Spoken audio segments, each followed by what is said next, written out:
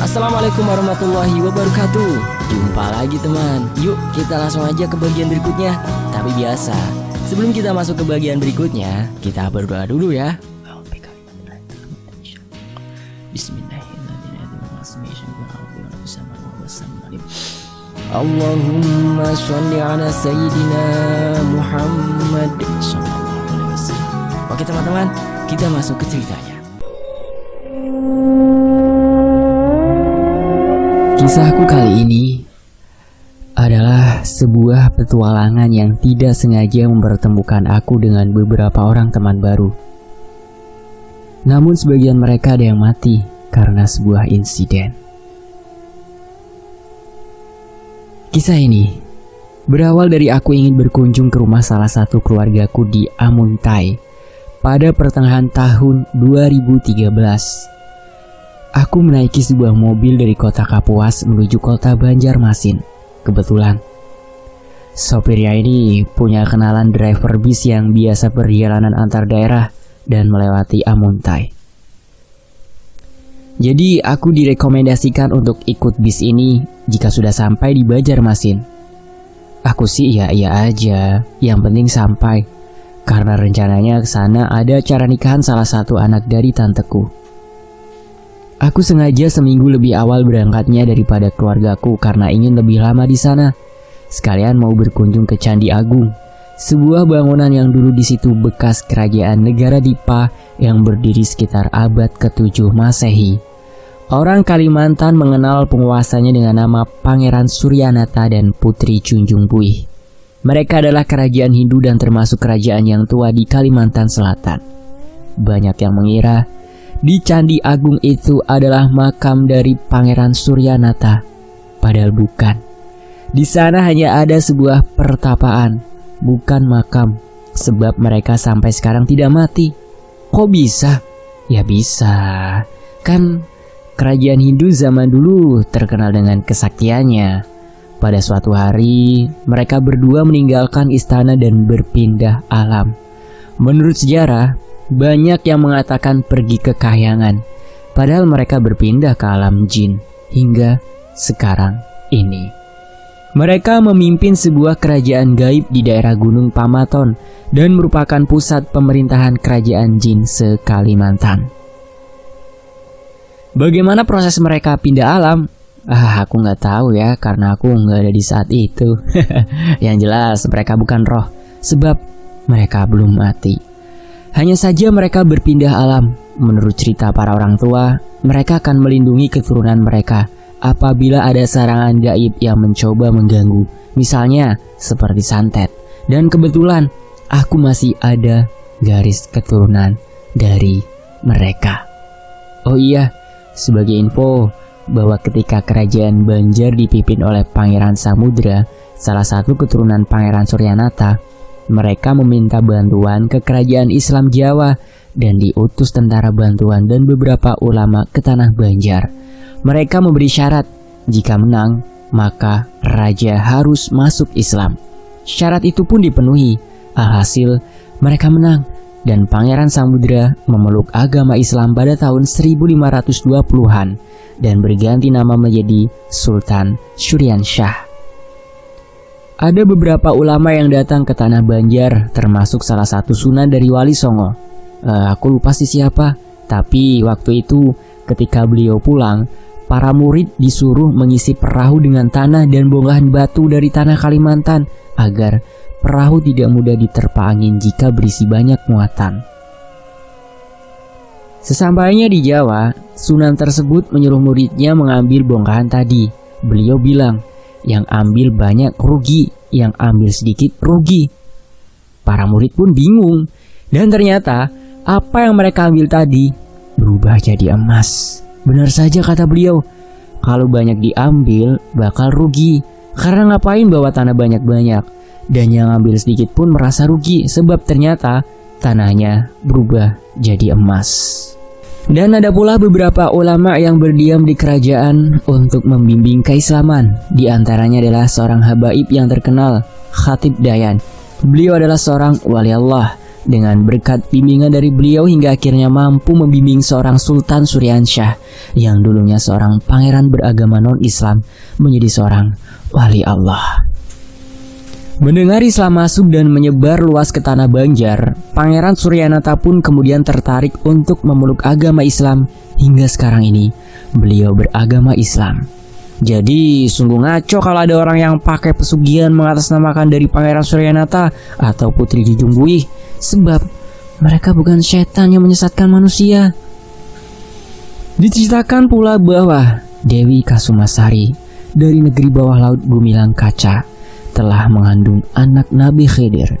Sebelum pulang ke bumi, Nabi Khidir berpesan bahwa apabila anak yang dilahirkan Dewi Kasumasari berlainan bentuk dari dewa-dewa pada umumnya, hendaklah dibuang ke bumi. Kemudian Dewi Kasumasari melahirkan seorang bayi berjenis kelamin perempuan, tetapi bentuknya tidak seperti dewa, melainkan seperti buah tembikai atau semangka. Tidak mempunyai kaki dan tangan. Akhirnya bayi tersebut dibuang ke bumi oleh Batara Gangga. Sesampainya di bumi, bayi tersebut berubah bentuk seperti manusia biasa. Lalu bayi tersebut ditemukan oleh Nang Bangkiling beserta istri dan satu anak laki-lakinya di sebuah jurang. Ketika dipungut oleh Nang Bangkiling, bayi perempuan itu berbicara dan meminta Nang Bangkiling untuk memanggilnya dengan nama Raden Galuh Ciptasari yang kemudian berganti nama menjadi Putri Junjungbuih. Cerita tentang adanya hubungan Nabi Khidir dalam riwayat ini boleh dipercaya, boleh tidak ya. Ya meskipun di dalam Museum Candi Agung juga tertulis demikian. Hanya saja aku pribadi tidak percaya ya teman-teman ya. Sebab dalam budaya Islam tidak mengenal adanya dewa-dewi. Titik. Sampai sini paham teman-teman? Oke, balik ke cerita aku ke Banjarmasin. Aku masuk ke salah satu bis yang tidak banyak penumpangnya, yang sudah direkomendasikan sama orang taksi tadi. Ukurannya tidak terlalu besar, yang mungkin cuma muat 30 orang. Driver bisnya bilang bahwa nanti di Banjarbaru akan singgah, karena ada sekitar 12 anak remaja yang sudah memesan untuk liburan. Sesampainya di Banjarbaru, bis berhenti, dan masuklah beberapa remaja yang mungkin anak-anak SMA. Saat itu memang waktunya libur sekolah, jadi mungkin mereka ingin berlibur. Aku hitung memang ada 12. Ada 8 anak cewek dan 4 anak cowok. Aku lihat ceweknya cantik-cantik.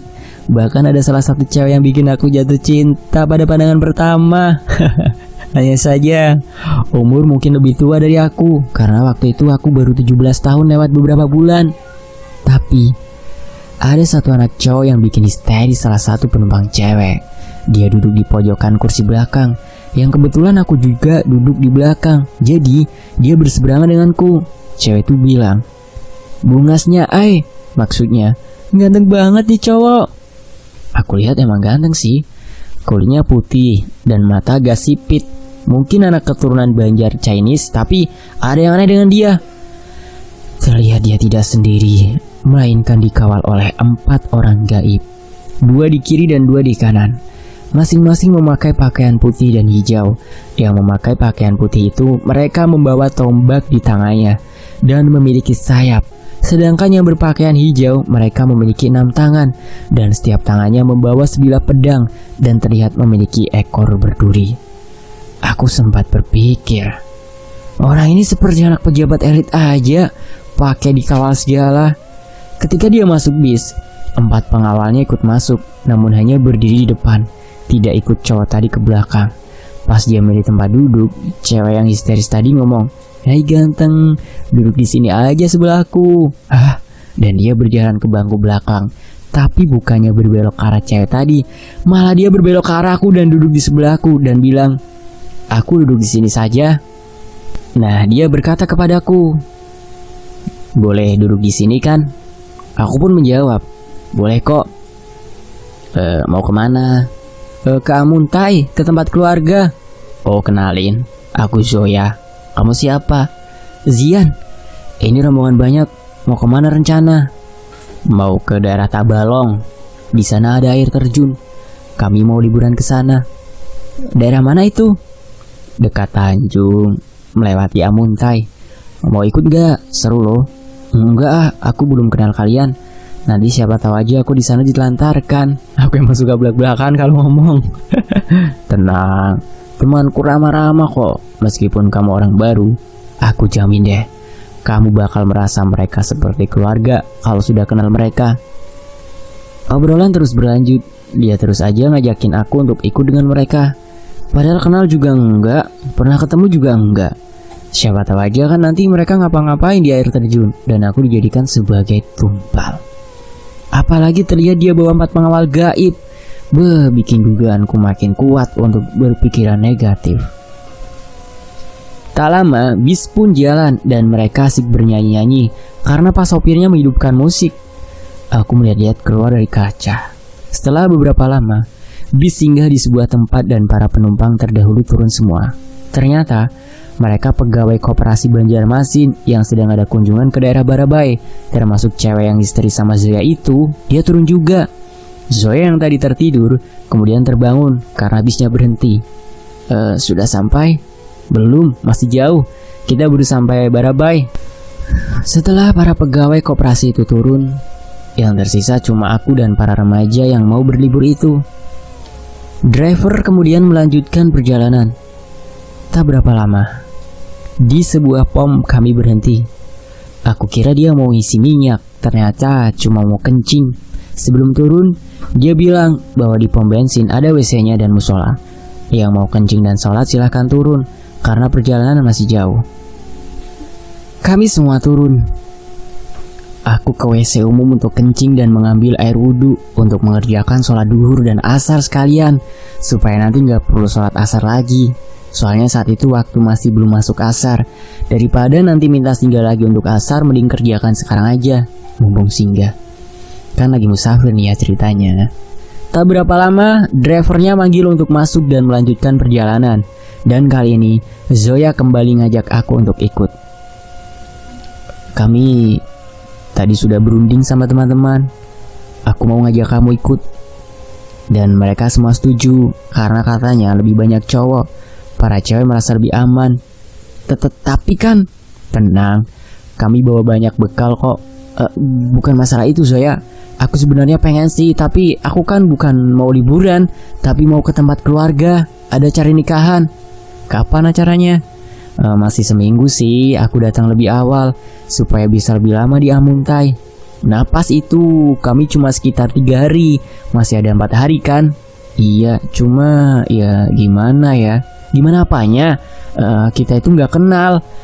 Ketemu juga baru hari ini di sini. Aku masih nggak tahu tujuan kalian kemana dan tujuanmu apa untuk ngajak aku. Siapa tahu nanti aku di sana kalian tinggal atau aku dijadikan makanan mereka. Sambil aku tunjuk ke arah pengawal gaibnya yang berdiri di barisan depan. Justru karena itu aku ngajak kamu. Aku tahu kamu bisa lihat mereka. Jadi aku mau kamu ikut sama aku. Setidaknya aku punya teman yang sealiran. Kamu tahu aku bisa lihat mereka? Ya tahulah. Zoya, sebenarnya mereka siapa? Kalau kamu mau ikut, nanti aku ceritain Zian. Kemudian salah satu temen ceweknya ngomong ke aku, jangan mau dirayu Zoya, dia homo. Ucap dia sambil bercanda. Zoya langsung berdiri dan bilang, apaan sih kamu Rati? Zoya lalu berjalan ke arah tumpukan tas dan terlihat mengambil sesuatu. Tak lama dia kembali dengan membawa 2 botol kerating deng. Nih minum biar gak ngantuk. Gak usah, kan bentar lagi aku sampai. Ambil aja, udah terlanjur aku bawain. Ya udah makasih ya. Sama-sama. Kok nggak bunyi sih pas tutupnya dibuka? Mungkin bekas berbenturan di dalam tas. Oh, aku minum dan kepalaku agak berat. Aduh, jangan-jangan yang ku minum tadi alkohol. Kan goblok banget berani ngasih aku minuman begituan. Aku kemudian tertidur karena sangat ngantuk. Tak terasa, aku dibangunkan sama Zoya dan kulihat langit sudah gelap. Kami singgah di sebuah persinggahan yang aku juga nggak tahu apa itu. Turun, sudah sampai, kata Zoya. Oh, makasih sudah dibangunin. Aku turun dari bis dan terlihat mereka masing-masing ngambil tas. Aku berjalan ke arah tempat duduk yang tak jauh dari situ, karena janjinya Kalau aku sudah sampai, nunggu di tempat pemberhentian untuk dijemput sama keluargaku. Aku lihat mereka semua juga turun dan menghampiri aku. Kalian juga turun? Kalian juga? Maksudnya? Iya. Bukannya kalian mau liburan? Kok turunnya di Amuntai juga? Mimpi apa kamu tidur tadi? Kan ini di Tabalong. Kalau Amuntai sudah lewat jauh. Pasti kamu tidur tadi. Ayo diapa-apain sama Zoya. Makanya jadi linglung pas bangun. Dan teman-teman mereka yang lain pun pada ketawa. Sedangkan aku jadi bingung. Kok gak dibangunin sih aku? Ini gimana aku pulang? Mana bisnya udah pergi? Bisa jadi gelandangan aku di sini. Tadi pas sampai Amuntai, pas sopirnya nanya siapa yang tadi mau turun di Amuntai. Terus kata Zoya, kamu ikut kami. Jadi dia lanjut jalan. Aku benar-benar marah sama Zoya. Gila aja dia berani sampai segitunya. Aku gak kuat lagi nahan marah dan langsung berjalan ke arah Zoya. Salah satu dari mereka ada yang berbisik, kayaknya dia beneran marah deh. Sesampainya di dekat Zoya, aku langsung ajak ngomong, "Woi goblok, maksud lo apa maksa aku ikut kalian?" Aku langsung mau nonjok dia. Dia cuma bisa bilang, maaf. Pas aku menggerakkan tanganku mau nonjok dia, tiba-tiba salah satu pengawal gaibnya yang berbaju putih mengangkat tanganku. Ya, tanganku langsung tertahan. Dan kalau dilihat orang lain seperti aku ragu-ragu mau mukul, padahal ada yang nahan. Salah satu temen cowoknya bilang, "Cie ada yang meleleh dengar kata maaf Zoya." Aku langsung menarik tanganku dan kembali duduk di dekat tasku. Zoya mendekatiku dan duduk di sebelah. Dia bilang maaf dan menyesal karena dia terpaksa untuk melakukan itu. Aku sampai gak habis pikir entah apa yang ada di otaknya. Salah satu temannya kemudian ngajak kami untuk sholat karena kebetulan di dekat situ ada surau dan kebetulan waktu maghrib masih ada. Kami kemudian sholat sendiri-sendiri dan aku langsung mengerjakan sholat isya biar nanti gak perlu sholat lagi. Setelah selesai sholat, salah satu teman ceweknya ngajak untuk lanjut perjalanan malam itu karena mereka ingin menikmati pagi di air terjun. Sepanjang perjalanan, mereka asik bercanda, hanya aku yang diam dan berjalan paling belakang. Pertama, karena aku gak kenal dengan mereka, dan kedua, karena aku masih marah sama mereka. Sekitar beberapa jam berjalan kaki, kami sampai di sebuah tempat yang banyak pohonnya. Aku gak tahu itu apa, entah kebun atau hutan. Salah satu dari mereka berkata, cewek yang ke-1 bilang gini, kayaknya kita salah jalan. Kemudian cewek yang kedua menyahut, seriusan? Iya. Kemudian cewek 3, bukannya kamu sudah pernah kesini sekali? Iya, tapi gak sampai lama gini kok waktu itu. Ini kita sudah hampir 2 jam jalan kaki, kok malah di tempat gak jelas gini, kata cewek yang pertama. Dan cewek yang ketiga nimpalin lagi nih, terus gimana nih, apa kita balik saja? Udah terlanjur gini masa balik lagi, capek tahu. Kita lanjut aja, siapa tahu ini jalan pintas, nanti juga tembus kok. Ya sudahlah, tapi cowok-cowoknya jangan di depan dong, kalian di belakang aja jagain kami. Para cowok kemudian ke barisan belakang dan para cewek yang memimpin jalan karena salah satu dari mereka yang pernah kesini. Zoya mendekati aku dan bilang, "Gak takut kan ada kami di sini?" Aku gak jawab karena masih marah. Sekitar lebih 2 jam berjalan, kami istirahat karena capek dan masih di tempat yang banyak pohon. Aku semakin yakin ini tuh hutan. Entah di mana otak mereka kok bisa berlibur ke suatu tempat cuma mengandalkan satu orang yang hanya pernah sekali ke tempat itu.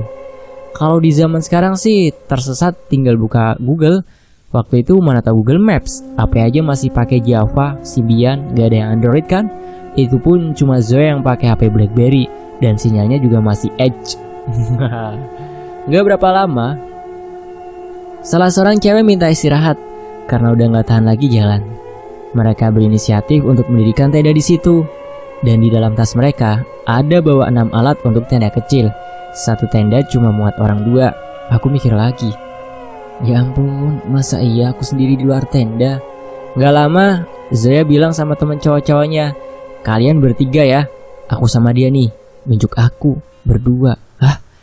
Salah satu temen ceweknya bilang, hati-hati kamu, diperjakain sama Zoya tuh, sambil tertawa. Dan setelah selesai mendirikan tenda, mereka mengumpulkan kayu untuk membuat api unggun. Api kemudian dinyalakan. Ketika kayunya udah terkumpul, Dan ternyata salah satu dari cewek itu di tasnya ada yang bawa jagung. Dia lalu mengeluarkan 10 biji jagung untuk dibakar. Salah satu temannya berkata, "Wah, tas Doraemon selalu sedia makanan." Di situ, bakar jagung sambil memperkenalkan diri masing-masing. Nama mereka diantaranya Zoya, Semi, Riko, Adnan, Rati, Hani, Lia, Denny, Ayu, Fitri, Santi, Yuli. Dan ternyata cewek cantik yang aku taksir pandangan pertama itu adalah Fitri. Dia pacarnya Riko. Malam itu mereka cerita macam-macam, mulai dari kisah pribadi sampai cerita mereka di sekolah. Dengan obrolan malam itu, aku jadi mulai merasa akrab dengan mereka. Dan kelihatannya mereka juga cukup ramah. Saat cerita-cerita, Ratih kemudian cerita sesuatu ke aku. "Yan, tahu nggak kalau Zoya ini paling ganteng di kelas kami. Tapi sayang, dia nggak suka cewek," kata Ratih. Kok bisa?" "Nggak tahu. Udah banyak cewek yang menyatakan cinta dengannya, tapi semua ditolak. Kan jarang-jarang cewek nembak duluan, tapi nggak ada yang diterima. Dideketin cewek juga menjauh. Hari-hari mainnya sama cowok aja." Apaan sih cerita kayak gitu ke dia?" kata Zoya. Tapi emang bener kan? Makanya satu kelas bilang dia homo." Ratih menimpali Zoya. Dan Zoya pun tak mau kalah. Itu kan karena kalian aja yang patah hati karena aku tolak. Jadinya bikin gosip. Sudah, kita kesini mau senang-senang, bukan mau ribut," kata Hani. "Iya nih, malah ribut. Gimana kalau kita cerita aja?" Fitri menyahuti. "Cerita apa, Fit? Kisah misteri, Han?" "Nggak takut kamu?" kata Zoya. "Enggak, aku kan waktu kecil kalau sebelum tidur selalu diceritain kisah hantu sama ibuku," kata Fitri. Boleh, aku suka," kataku. "Wah, kamu antusias banget." "Iya, aku kebetulan suka sama yang gaib-gaib. Aku sih nggak percaya sama hal tahayul begitu, tapi kalau dengar cerita dan nonton horor, aku suka." "Ya udah, ayo Fitri cerita." Sambil nunggu ngantuk, "Yuk." Fitri kemudian mulai bercerita. Sebuah kisah yang menurut aku bikin malam itu jadi mencekam. Tahu nggak? Dulu, kata orang tua, kalau di perantauan itu pamali bakar jagung, bakar singkong, bakar ikan saluang, dan bakar terasi. Hah, kenapa? Ya jangan tanya, aku kan masih cerita, ngapain sih nanya-nanya? Tadi katanya tahu nggak, ya aku jawab kenapa. Itu kan cuma pembukaan cerita, nggak usah disambung, dengerin aja. Iya deh. Fitri melanjutkan kembali. Kata ibuku, kalau kita bakar singkong di hutan saat malam, kita bakal didatangin babi hutan. Kalau bakar ikan saluang, bakal didatangin hantu suluh atau kepala api. Kalau bakar terasi, didatangin kuntilanak. Dan kalau kita bakar jagung, akan didatangin pocong. Goblok, cerita yang bener dong. Kita lagi bakar jagung ini, jangan nakut-nakutin lah, kata Ayu. Lucu kamu yuk, perempuan kok ngomong goblok, kasar banget. Biarin aja, dia di sekolah emang cewek paling kotor mulutnya. Aku lanjut ya. Fitri melanjutkan lagi. Dulu pernah, kata ibuku pas bapakku kerja membatang, kerja nyari kayu di hutan untuk dijual. Nah, pas malam mereka membakar jagung. Semalaman itu mereka gak bisa tidur gara-gara dihantuin sama pocong. Tiba-tiba Zoya memotong cerita dan berkata, coba diam dulu. Aku lihat ada yang gerak di pohon sana. Kami sontak kaget dengan omongan Zoya sambil menoleh ke arah yang dia tunjuk. Dan bener aja, ada sesuatu yang bergerak di kejauhan berwarna putih. Kira-kira apa ya? Cari tahu di bagian berikutnya ya. Tetap di sini untuk bisa melanjutkan kisah dari Mazian. Saya pamit undur diri dan wassalamualaikum warahmatullahi wabarakatuh. Sampai jumpa di bagian berikutnya. Tetap di Fakta Sejarah.